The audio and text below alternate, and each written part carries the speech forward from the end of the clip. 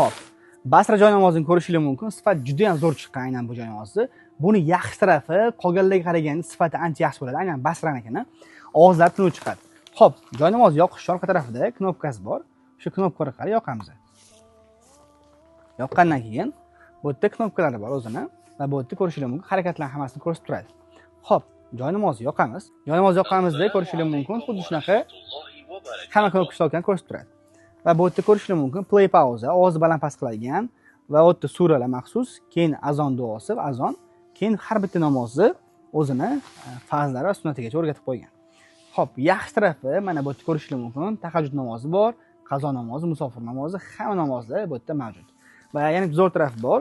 Buni yaxshi tarafi aynan o'sha ayol kishi erkak kishi o'qigan joyi bor. Misol uchun yana bitta zo'r taraf bor. Bu yerda tillarni o'zgartirsa bo'ladi.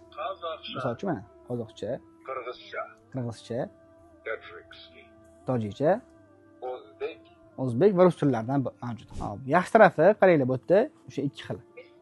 Mana ayol kishi o'qigani bor va bu yerda erkak kishi o'qigani bor.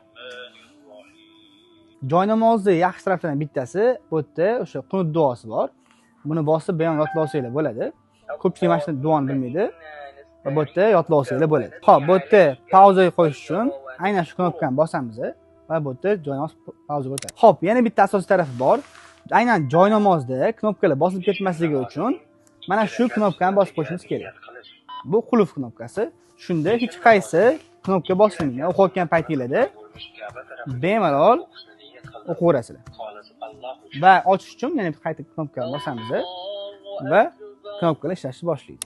Joy namoz o'chirish uchun o'chirish knopkasini bosasiz va joy namoz o'chadi. Ushbu sifatli Basra joy namozlarini xarid qilish uchun quyidagi link orqali ro'yxatdan o'ting.